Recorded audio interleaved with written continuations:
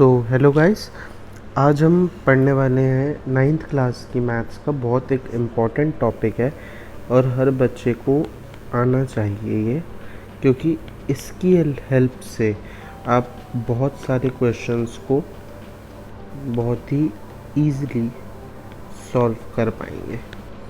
ठीक है, operations of real numbers.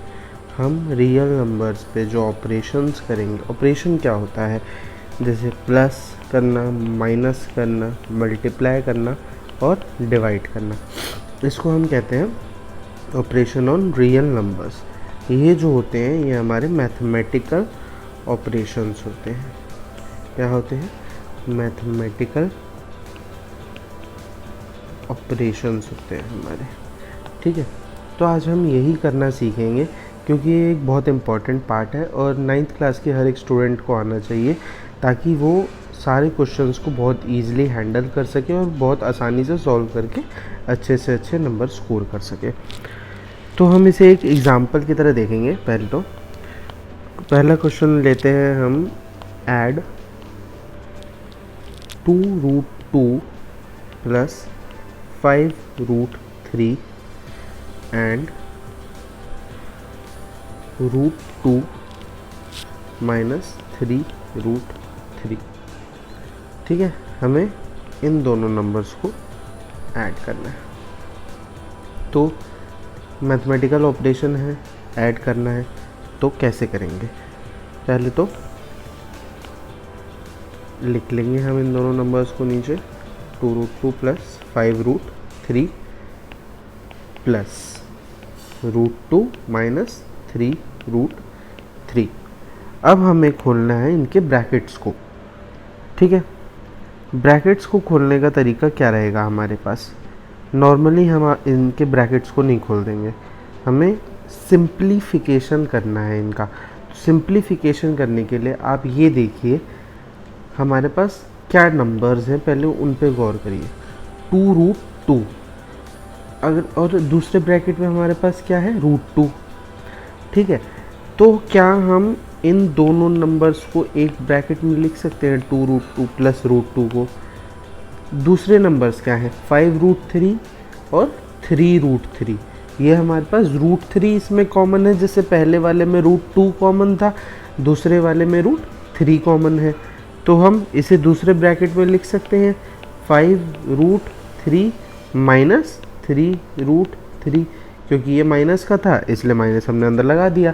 अब जो है हमारे पास ये वाला जो पार्ट है, फर्स्ट पार्ट जो है, इसमें से हम क्या 2 + 1 इसको हम लिख सकते हैं। ऐसा हमने क्यों लिखा? क्योंकि हमने इसमें से √2 कॉमन ले लिया। √2 कॉमन लेने पे क्या होगा, जैसे अगर मैं आपको बताऊँ कॉमन क्यों लिया, अगर मल्टीप्लाई करें तो ये 2√2 हो जाएगा, ये वापस से √2 हो जाएगा, वापस से ही हमारे पास यही ब्रैकेट बन के आ जाएगा, है ना। तो √2 कॉमन लेने पे हमारे पास अंदर का पार्ट ये बचा। ऐसे ही अगर हम √3 कॉमन ले लें इसमें से, तो हमारे पास क्या आ जाएगा? 5 - 3 आ जाएगा हमारे पास, है ना।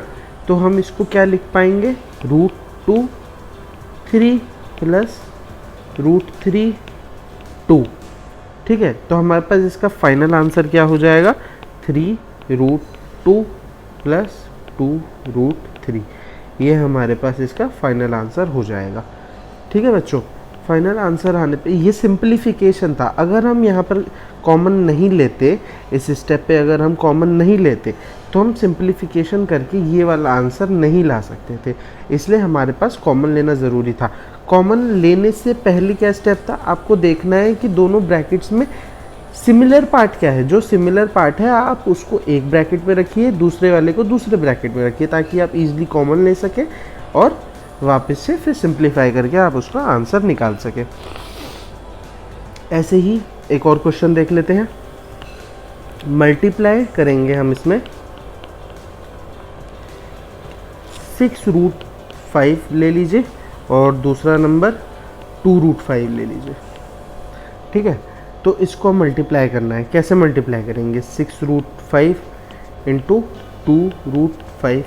अब जैसे कि 9th क्लास में आप आ गए हैं, आपको पता ही होगा root into root root cancel कर देता है, रूट हट जाता है वहाँ से फिर। ठीक है, ऐसा क्यों होता है? अगर हम रूट की पावर देखें, रूट हम कब लगाते हैं? अगर मैं 2 के ऊपर 1/2 लिख दूँ तो इसका मतलब होता है √2।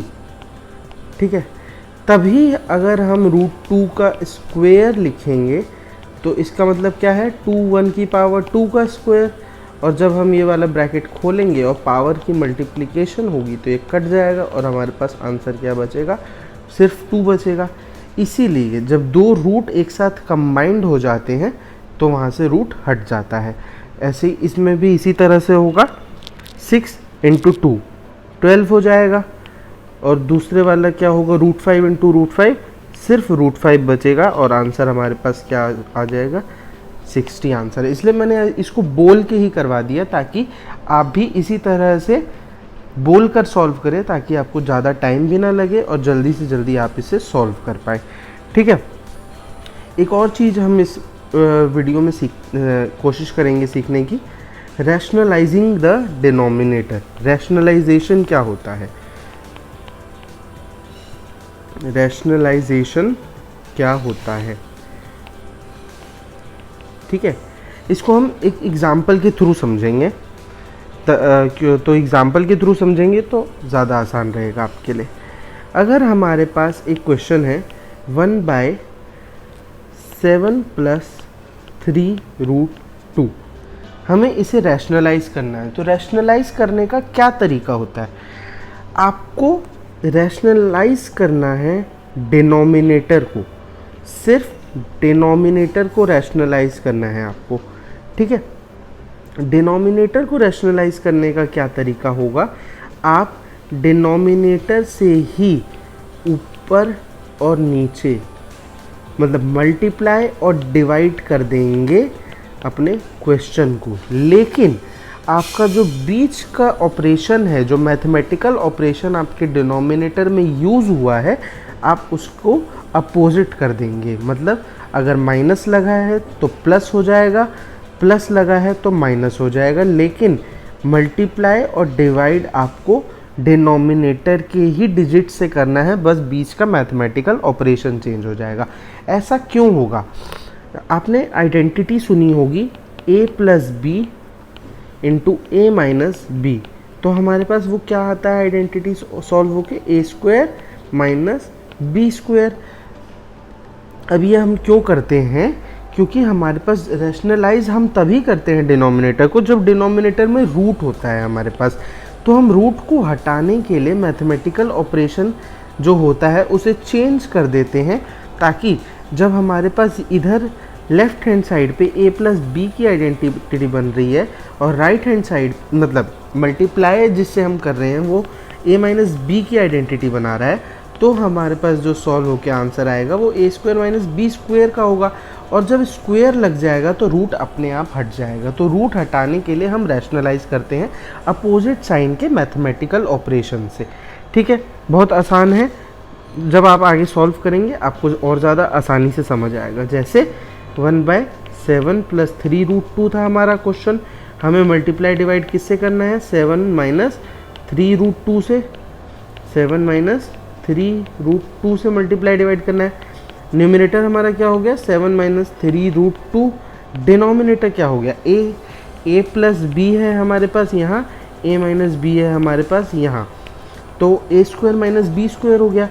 a क्या है हमारे पास? 7, मतलब 7 का स्क्वायर माइनस 3√2 का स्क्वायर। b क्या है? 3√2 है।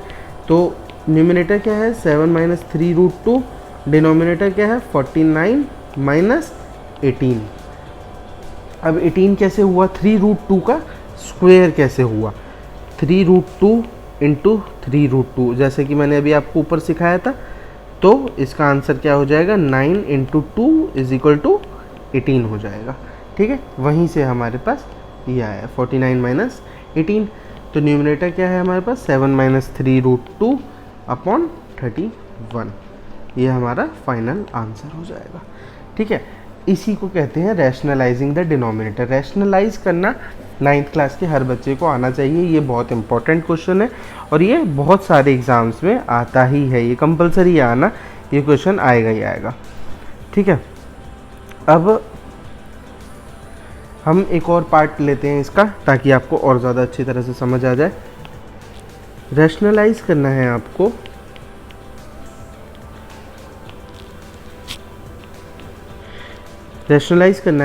वन बाय √5 प्लस √2 को।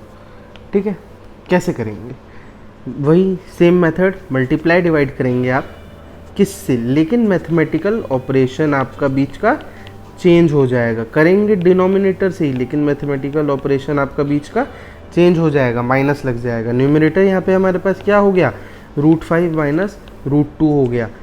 डिनोमिनेटर क्या हो गया, a प्लस बी है हमारे पास, यहाँ पे क्या है, a माइनस बी है हमारे पास, a² माइनस बी स्क्वायर हो गया, √5 का स्क्वायर माइनस √2 का स्क्वायर। तो न्यूमरेटर क्या है हमारे पास, √5 माइनस √2 अपॉन 5 माइनस 2। तो फाइनल वैल्यू हमारे पास क्या है, √5 माइनस √2 अपॉन 3। ये हमारा क्या है, फाइनल आंसर। ठीक है, तो आज की वीडियो को हम यहीं पर एंड करते हैं। दो मेन बेसिक टॉपिक्स हैं।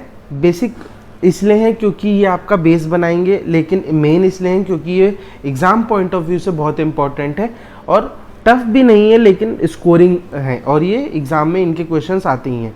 रैशनलाइज डिनोमिनेटर को रैशनलाइज करना, रैशनलाइजेशन, ये आपको आना चाहिए। और जो दूसरा मैंने आपको बताया है ऑपरेशंस, जो इक्वेशन मतलब रियल नंबर्स पे जो operation plus minus multiply divide, ये आपको आना ही चाहिए।